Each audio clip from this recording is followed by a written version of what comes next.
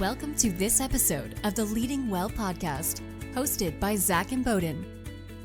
This podcast is an ongoing conversation to provide you with the practical tools, inspiring stories, to awaken the passions God has placed in you, to help you lead well, both in the church and in the community.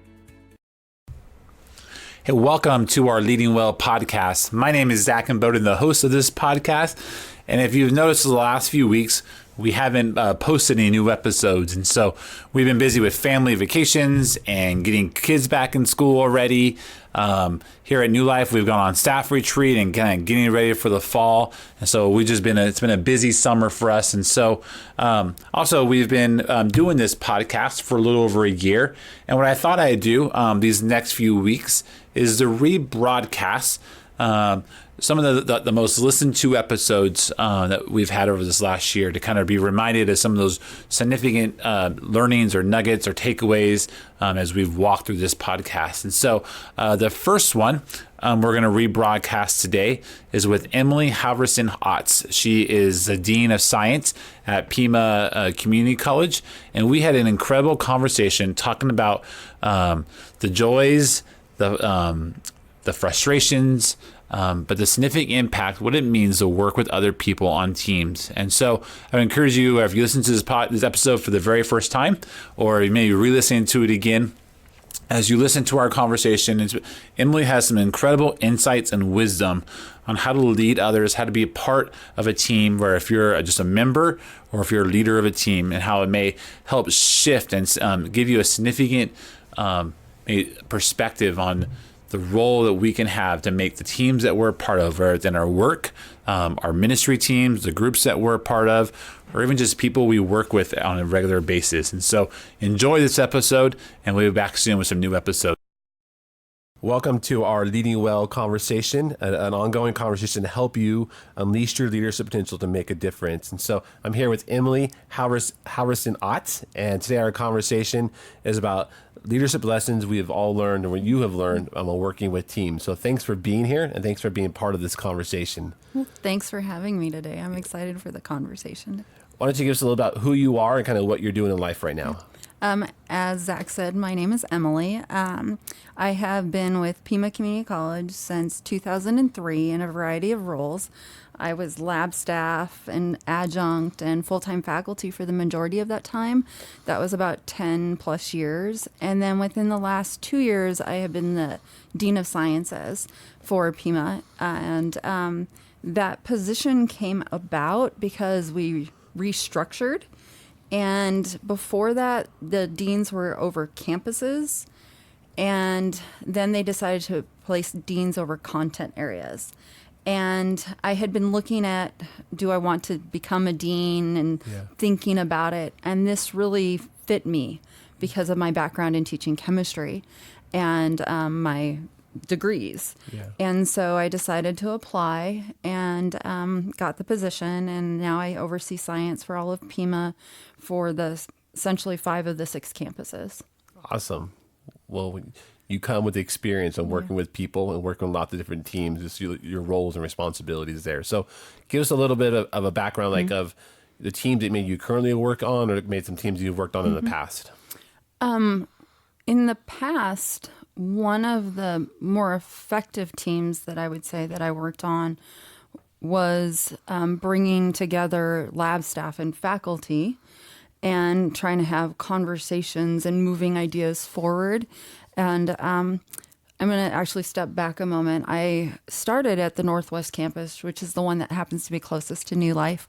And we had this idea of innovation from the beginning. And so that just it was part of our culture.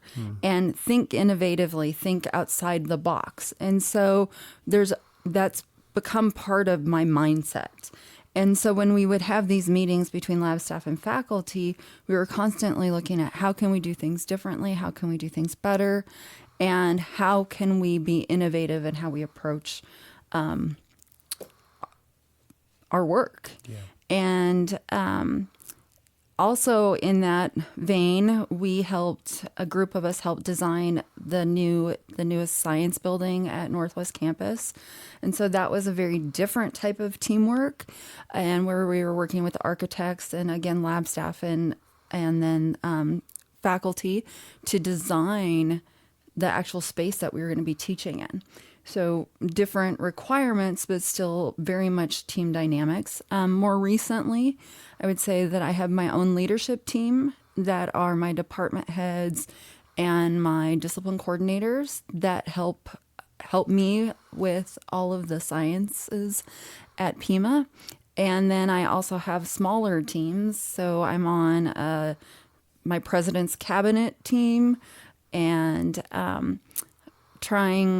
I get pulled into other various teams, whether it's attendance work group or the dean's meetings. And so there's a lot of different teams that I now participate in. What do you love about working with teams and in teams, especially in your workplace? Mm-hmm.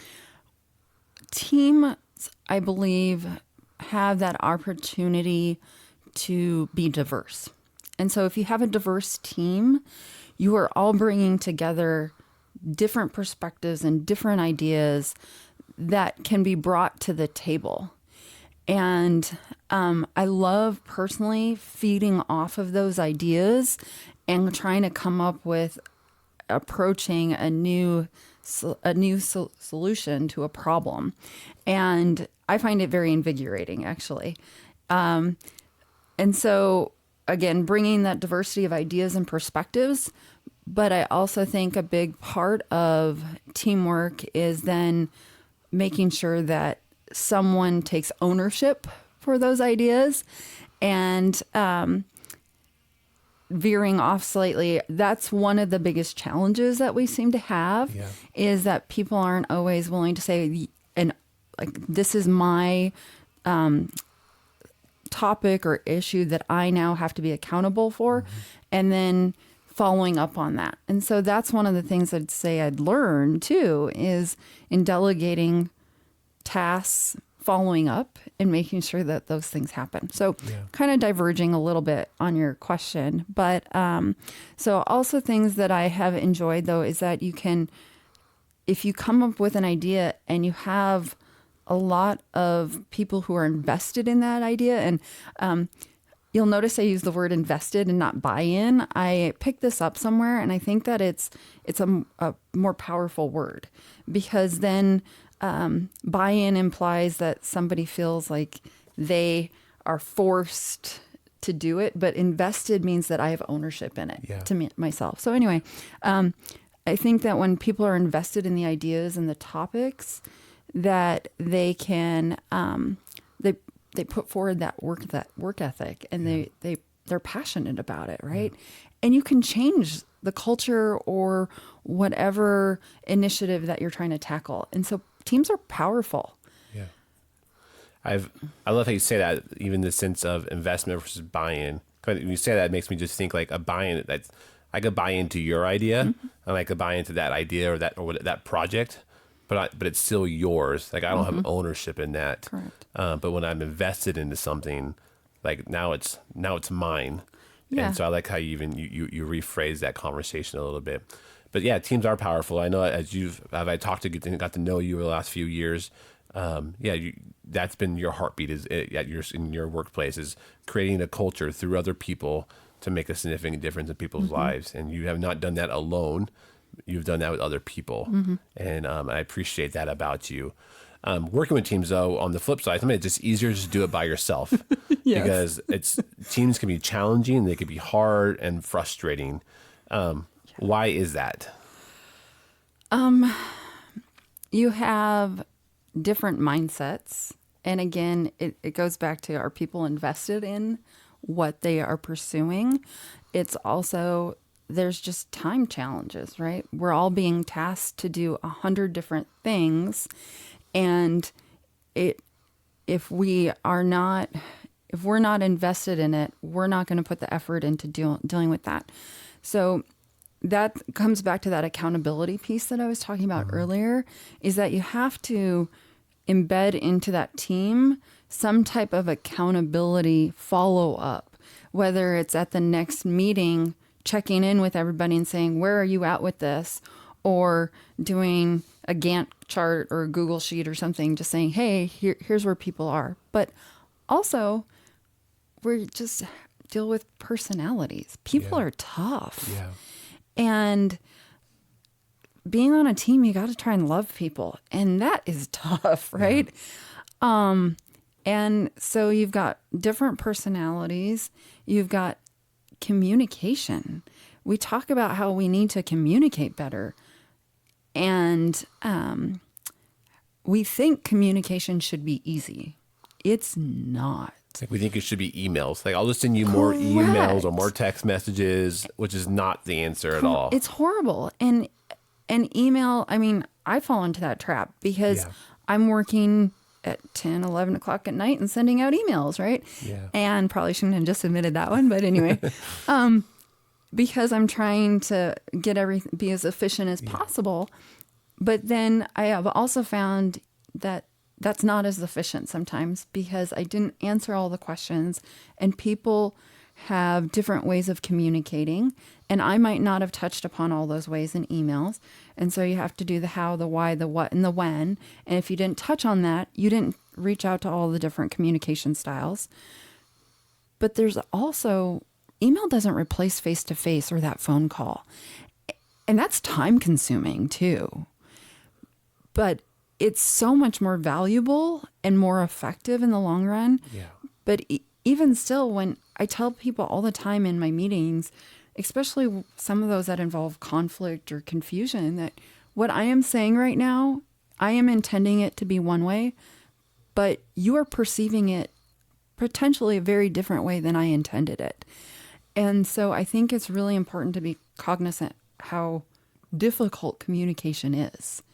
And so we've got, like I said, personalities, you've got communication, you've just got restraints on time, and all of those things can erode at a team. One of the other things that I'm going to talk about is that I had read this book called The 5 Dysfunctions of a Team.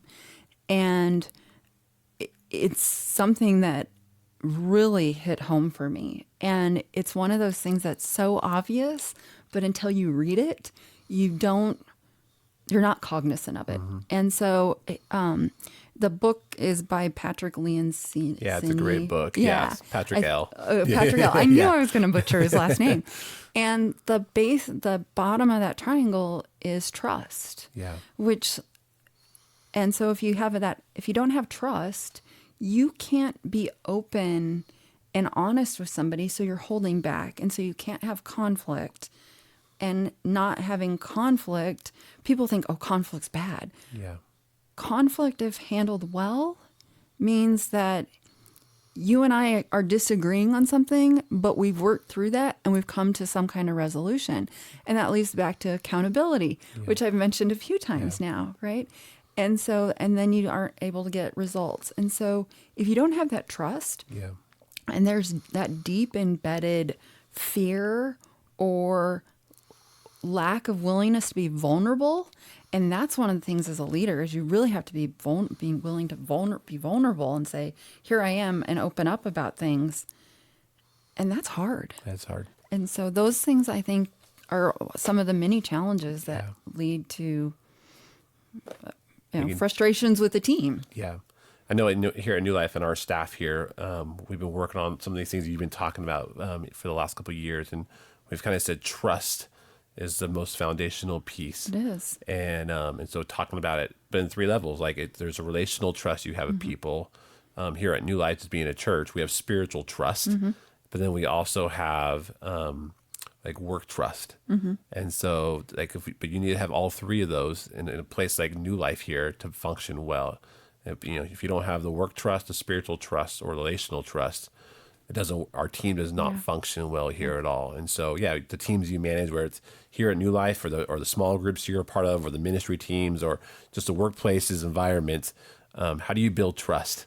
And how do you foster that as your thing? Because without that, it's not really a team. You're just people functioning in roles around each other. And Yeah, that trust is so critical. And to be honest, I would say that there's very few teams I work on where I feel that I have that absolute trust. Yeah. And it tends to be smaller teams and people that I know really well. Yeah. Because you can be vulnerable. But in answering your question, because I know I'm veering off slightly, is that I really think as a leader, you have to, again, be vulnerable, willing to put yourself out there. But then you also have to recognize that your word is your bond. And if I say I'm going to do something, I have to be that role model and I have to do it. And then I have to make sure that I am holding myself accountable to the rest of the team and that I'm modeling the behaviors I expect.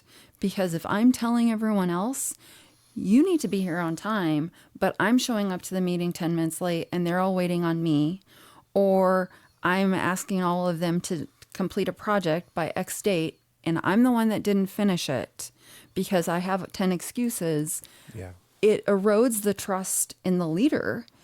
And then there's a lack of willingness to call me out as a leader, right?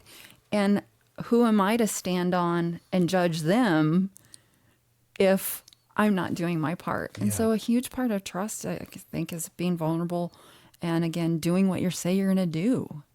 Yeah, that's great. So to reflect a few things back to make sure I hear you correctly. So if I'm the leader of a team, and with a team, a small group, of a service team here at New Life, or just in a workplace, or whatever team that might look like for people who are listening, as a leader, probably the most important thing you could do is to build trust with you and the rest of the team, but also with team members of team members.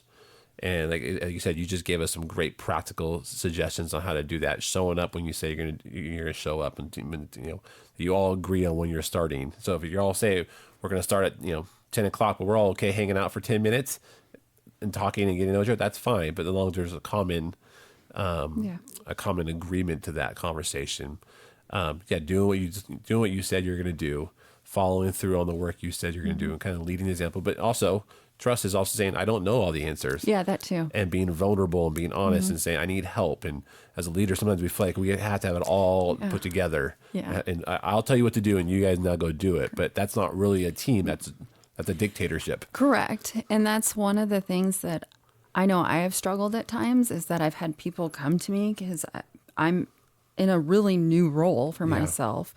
There's, as I mentioned, the college is reorganized. So in general, it's just a new role. I've never been a dean before, and I have lots of people who are in new roles, and they come to me and they ask me questions, and it's taken me a long time to be able to realize I don't have to have the answer right now. Yeah. Because I felt like I'm supposed to. Yeah. And being willing to say, you know what, I don't know, but I'll get back to you, or turning and looking at the other people around you and using them as resources and saying, do any of you know this? Because a huge part of it is connections and resources too. So, So it's nice when you're the leader, and you could, as a leader, your role on a team is to kind of help create the culture. I know you and I have talked a lot about that, and it's been fun. But sometimes when you're not the leader, when you're a member of a team, we've all been part of this, where this team is not functional. It's very dysfunctional. But you feel like you're just a member of the team, and the leader is just that you have. Like, they're not creating a culture that's of trustworthiness. And what do you do when you're just part of a team that's part of that's an unhealthy team, though? I think there's a few ways you can go about doing it. Some of the things are not healthy, right? Where you can just sit there and just be quiet and then talk about it later to somebody, right? And that's not helping the situation. It's not beneficial.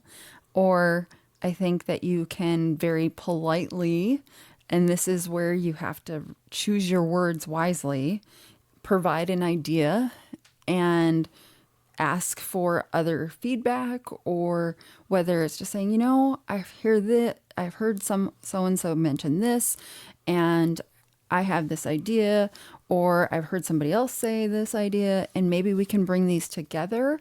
Does anybody have any thoughts, and can we propose an agenda for next time? Or can we put forward a timeline, and so that you start to try and integrate some of those needs that people have. In fact, this isn't necessarily, it wasn't that my team wasn't working well, but like I said, I was new, and some of my leadership team were saying, you know, we're struggling because we're coming into some of our meetings, and this, I was brand new, right? And so I had a bunch of things I wanted to talk about, but I didn't give them an agenda, right? And so then I started implementing flipped agendas. So people have to provide that information beforehand. It helps the team work so much better, because if you have somebody who's introverted and has to process it, they can come to that team meeting and be prepared to have that conversation instead of walking in just not knowing. Yeah. So anyway, in terms of teams that don't function well, I think you just have to put out a few ideas and suggestions, but they have to be that constructive criticism, so that it's not harsh. Criticism's always tough to deal with, you know, to take. Yeah.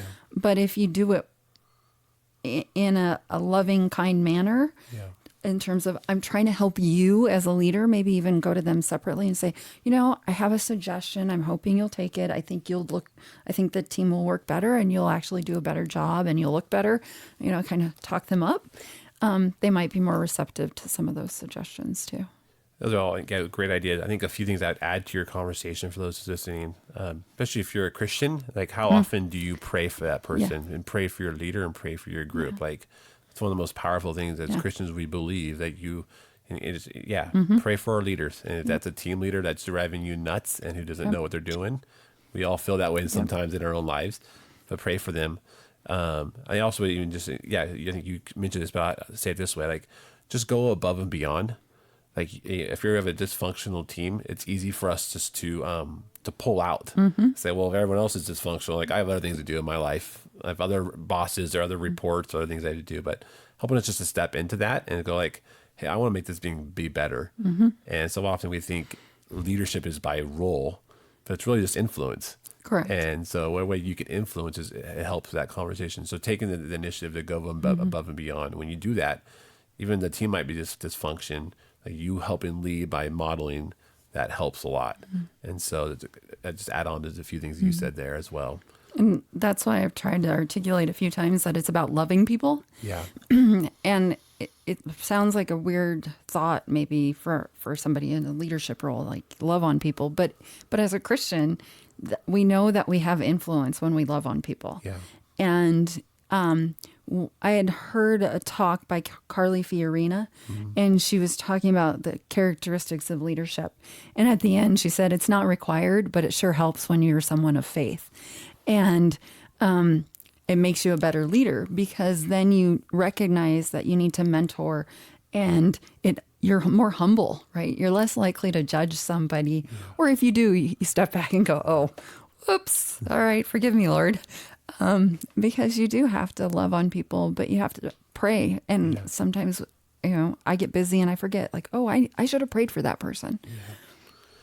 So, Emily, thanks for being part of the conversation. Thanks for helping us just, sometimes with things we know in our heart, but we need to be reminded of those things, but also just hopefully in the conversation, it encourage you as a listener to say, oh, there's some things I could do to help the teams I'm a part of, whether it's the small groups that you live in, or the ministry teams, or the workplace environment, or the volunteer teams that you're a part of as well.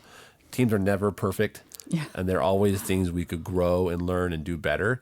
But that's what this conversation is for, to help us take a step back and go, what are the teams I'm a part of, and how can I learn, and how can I make it better to improve the organization, or the volunteer teams, or the ministry teams that you're a part of. And so I think it all, like you said, it comes down to loving, going above and beyond loving, but also the word you used to me was trust, building trust among a team. And so however that looks like for those teams that you're a part of, I encourage you to find ways to pursue loving and developing those relationships and building trust in people's lives. And I think your teams will continue to grow and be better as you do those things. So thanks for being part of the conversation, and we look forward to other conversations in the future. So this is our Leading Well podcast. Thank you for listening to the Leading Well podcast. Let us know your thoughts by leaving your review. Be sure to subscribe and share these episodes through iTunes, Google Play, and Podbean. You can also connect with us on Facebook and Instagram. Until next time, continue to look for ways to unleash your leadership potential to make a difference.